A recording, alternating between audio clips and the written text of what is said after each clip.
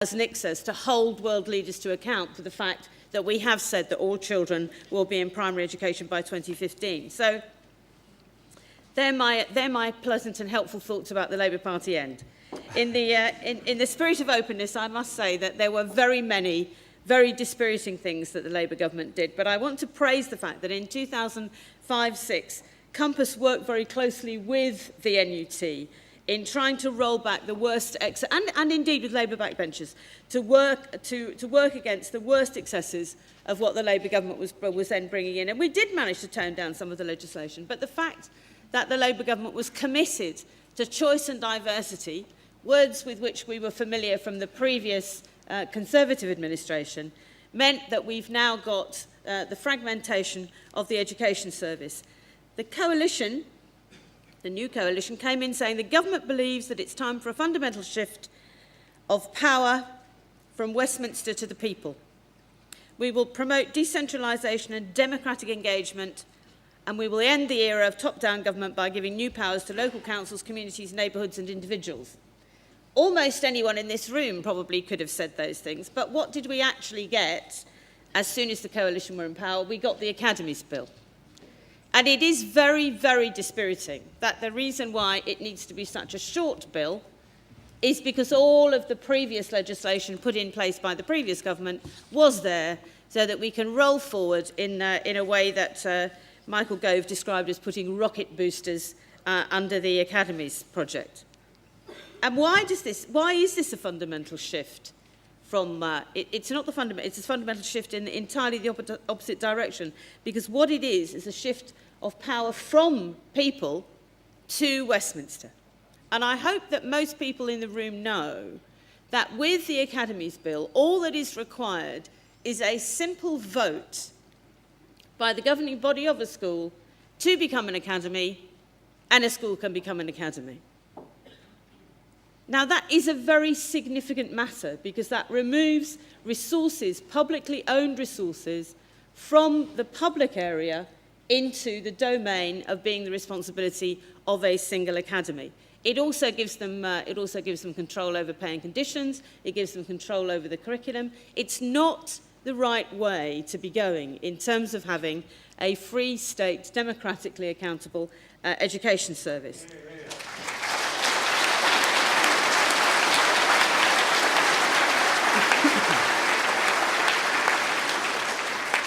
I can tell you one thing it's achieved, though. This is the first time in a good many years that the three classroom teacher unions, ATL, NASUWT and ourselves, have actually managed to get a joint letter into schools. Because, frankly, all of us can see what a significant threat this is to the kind of education service that we've had in this country. And the point is, we've got the Academies Bill now, but the very great threat, moving forward, of course, is Michael Gove's preference for the free school arrangement. It's interesting, actually, how they're called free, you know. Freedom from what? Freedom to do what? Every time I hear that word, free school, of course, some of us actually have a background a long way back in deschooling and free school, which is something quite different from what Michael Gove means when he talks about free schools. Now, this is the essential area for the battle of ideas about what we think education is about. Is it actually about any group of people being able to say, actually, I don't like the school. I don't like the look of any of those schools much because actually I think my children should go to a different kind of school. And in the absence, then, of there being any constraints in terms of the way education will work, in terms of local planning, in terms of place planning for having sensible arrangements, people will be allowed to open up schools. But of course, parents are not going to run these schools. However much Toby Young talks about wanting to run a school, they won't be running the schools. Private companies will be running these schools. This is education for profit.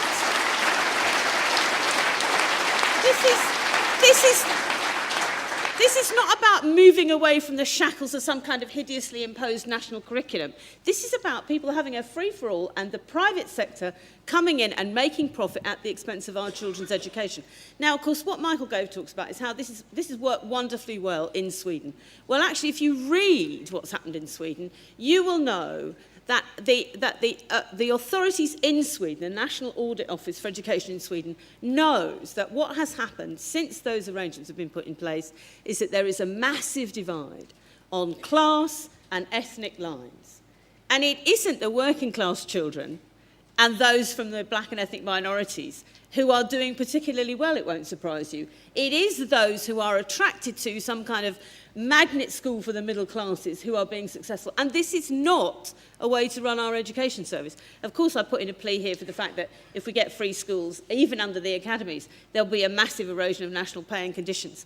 And do you really want your children, if you live in Wales or in the northwest or the northeast, to be in an area where teachers' wages are being driven down because actually they want to play to the lowest common denominator? I don't think anybody wants that. Certainly teachers don't want it. So Michael Gove said, whilst he was in opposition, that the free schools have broken the bureaucratic stranglehold and that far from driving segregation, these standards have driven up education for all. And yet, as I say, the National Agency for Education in Sweden points out that it's fairly unambiguous that segregation has increased. This is not what we need. Free schools, on average, do have higher results than in municipal schools, but why is that? It's because they're not taking in a broad range of children. They're only taking in the children whom they want. And again, if we're a fair and just society about equality, do we actually want some children who matter and some children who don't? I must say, the idea of the slogan, "Every child matters," was, I think, one of the worst things that the Labour government dreamt up. It kind of implied that there were swathes of us around the country who thought there were tons of children who didn't matter. But clearly now, with this new coalition, there are people who think that there are children who don't matter. So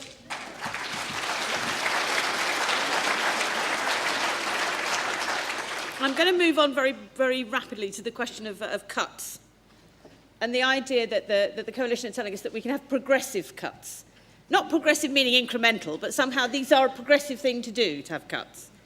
Well, we have an old slogan in the National Union of Teachers. The old slogan's always the best, aren't they? Education cuts never heal. And the fact is, it's true. If you cut education and it makes people not be able to access the things that they need, those people are going to go through life having had a worse opportunity than other people. And the same could be true whether it's other kinds of services or whether it's education, whether it's health. So that's what I'm going to say about the cuts. There are no progressive cuts. You cannot cut the amount of money that's proposed to be cut from local government without affecting what the government thinks they can do, which is not affect frontline services. So I'm going to say there are a few things that we urge the government to do. Reflect, as Nick says, that cuts are not inevitable. The government isn't going to think about this, but everybody else must. But what it can do is commit to a fairness test to ensure that tax rises and spending cuts don't hit the poorest hardest. Adopting this test would mean that there would be fairness in so-called difficult decisions. And these things are proposed, of course, by the Child Poverty Action Group and the TUC and other children's charities. Introduce, as colleagues have already said, the Robin Hood tax. Cut Trident. Clamp down on tax evasion and avoidance. And another thing, of course, that this government needs to do, but of course it won't, but those of us outside of government must do, is to think about the fairness with which trade unions are treated. The fact is that this government is proposing a freedom bill. It won't have any clauses about trade unions, but we must be at the forefront of saying, if this is a reasonable society, then you simply can't have trade unions being hamstrung at every quarter when they try to do the perfectly reasonable job of defending their members. Well, I'm going to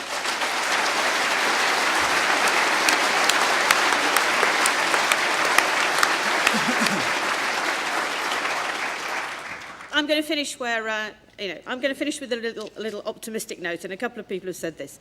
It is true that the most positive outcome from the general election was that actually the BNP did lose every single seat on the council in Barking and Dagenham, and of course they lost seats elsewhere. And I'm very proud that the National Union of Teachers put an enormous amount of our political fund and our organising effort into making sure, or making our contribution towards that happening.